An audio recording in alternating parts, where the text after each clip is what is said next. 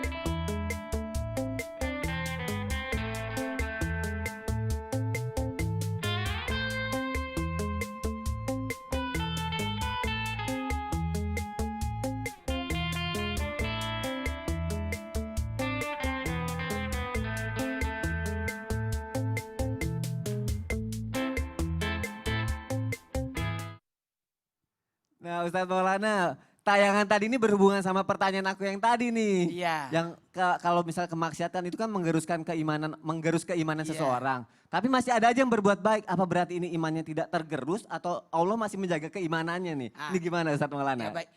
Izin saya berdiri ya. Silakan, Ustaz. Bismillahirrahmanirrahim. Saya mau mengantar kepada jamaah, bersyukurlah memiliki orang-orang terdekat.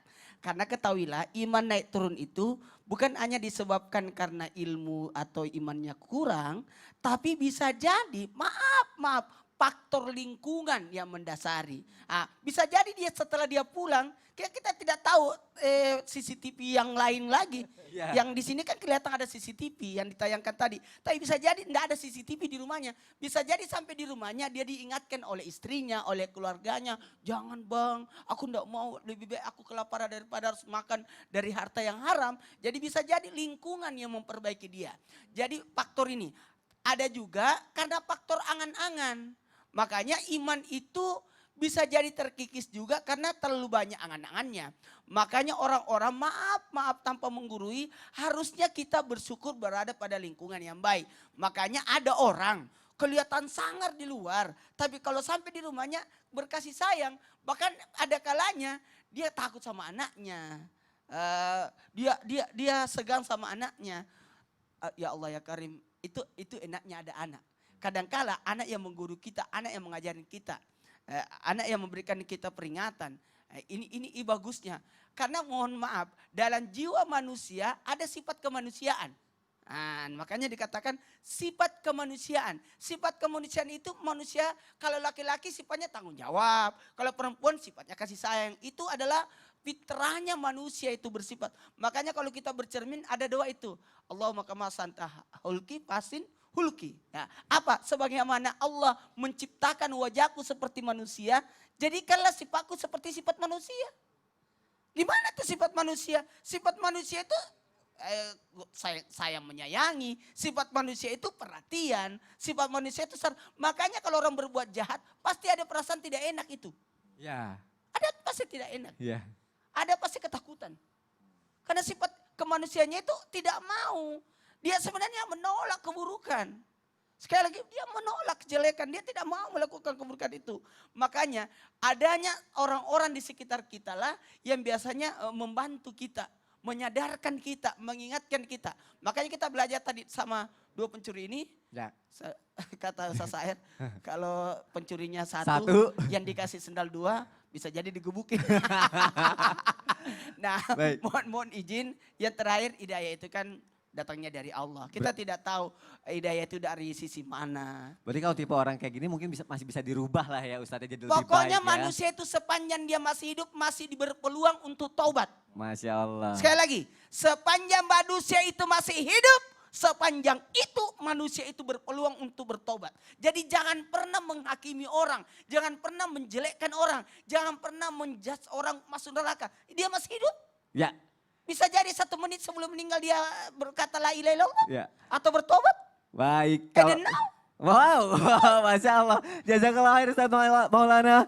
Baik jamaah, selagi masih punya kesempatan untuk bertobat, Bertaubat sebelum terlambat, rubah diri menjadi lebih baik, tingkatkan keimanan. Semoga kita mendapatkan kemuliaan di sisi Allah Subhanahu wa taala.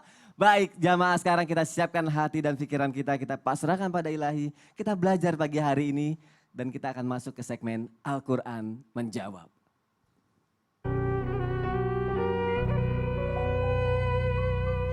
Silakan Ustadz Ahmad Ridwan, silakan Ustadz Syam. Bismillahirrahmanirrahim. Begitu banyak arah yang menghadang, rintangan yang menerjang.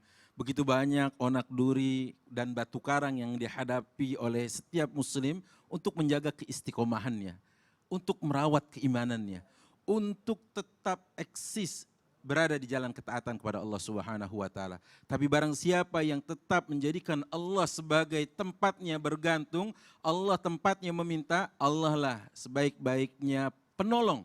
Karenanya Allah Subhanahu wa taala mengatakan dalam Al-Qur'an di surah Al-Hujurat ayat ke-7 dan ke-8. A'udzu billahi minasy syaithanir rajim.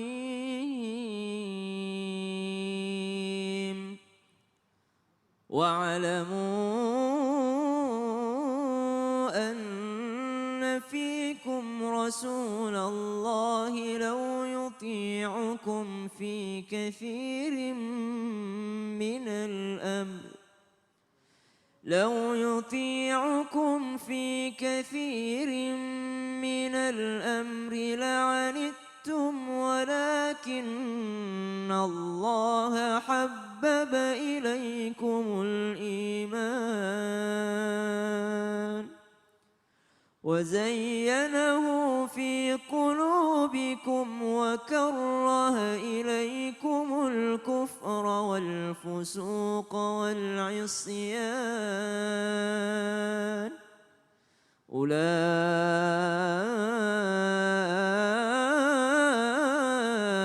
هم الراشدون فضلا من الله ونعمه والله عليم حكيم. Fadlan minallahi wa ni'mah, sebagai anugerah dari Allah dan nikmat pemberian yang Allah berikan kepada kita. Lihat, coba. Makanya kalau kemudian ada yang merasa, kok hidup saya gini-gini aja ya, kok hidup saya kok nggak ada perubahannya, kok hidup saya kayaknya statis ya, tidak ada pergerakan, tawakuf begitu-gitu aja, nggak ada perubahan. Maka jamaah yang dilakukan Allah Subhanahu wa taala, ingat, dengan Anda beriman, dengan Anda beramal saleh, itulah sebenar-benarnya kebahagiaan dan itu hakikat kebahagiaan yang Allah katakan dalam Quran surat 16 ayat 97. من عمل صالحا من ذكر أو أنثى وهو مؤمن فلنحيينه حياة طيبة ولنجزينهم أجرهم بأحسن ما كانوا يعملون. Jelas sekali kata Allah Subhanahu wa taala jaminannya, falanuhyiyannahu hayatan thayyibah. Kami akan berikan penghidupan yang baik. Allah yang menjamin, Allah yang menggaransi. The best garansi, ya. Allah yang menjaminnya. Nah, tapi kenapa ada orang yang merasakan imannya kok makin lama, makin meredup, makin terus ingin memudar dan ingin padam?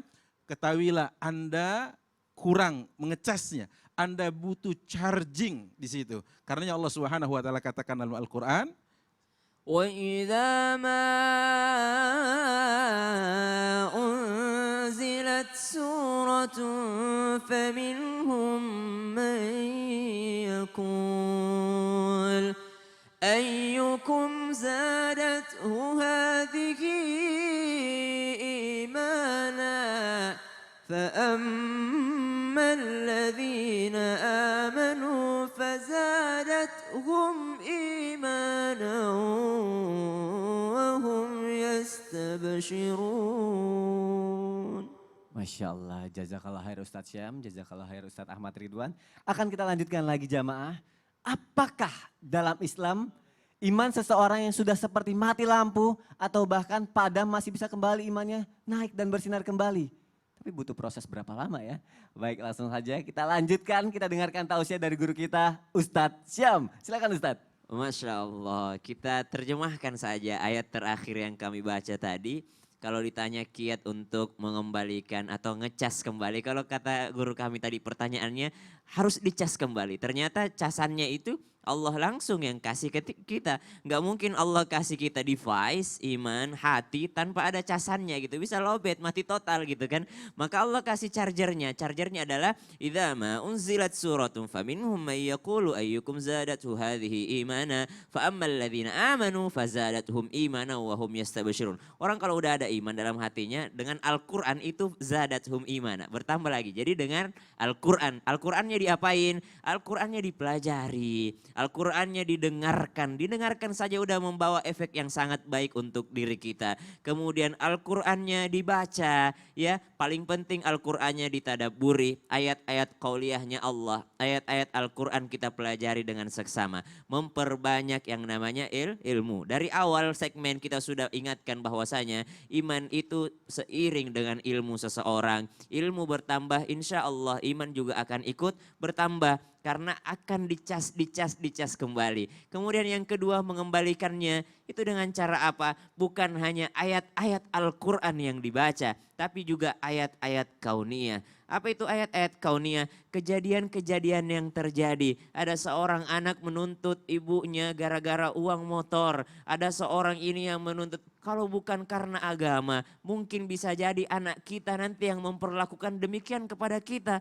Kalau bukan karena kita menanamkan keimanan kepada anak-anak kita, mungkin bisa jadi kita ketika menjadi orang tua akan digituin juga sama anak-anak kita. Kenapa? Karena kita lemah menanamkan kalimat tauhid. Kita lemah menanamkan yang namanya keimanan kepada keturunan-keturunan kita. Ayat-ayat kauniyah banyak sekali. Di antaranya corona, COVID-19 di mana Allah Subhanahu wa taala mempertaruhkan atau menantang orang-orang yang punya duit. Nah, kalau sekarang mau gimana? Punya duit, kau masih mau merasa Tuhan? Kau masih nggak mau sholat? Kau masih nggak mau minta tolong sama Tuhan? Ternyata ya Allah, kepintaran, ilmu yang kita miliki, uang yang kita miliki, Allah cuma kirimkan makhluk yang tidak kasat mata untuk menghancurkan itu semua. Ekonomi lumpuh, apa lumpuh, segala macam lumpuh. Yang punya bisnis di luar negeri nggak bisa ke sana. Hanya karena ayat kauniyahnya Allah, makhluk kecil bernama COVID-19.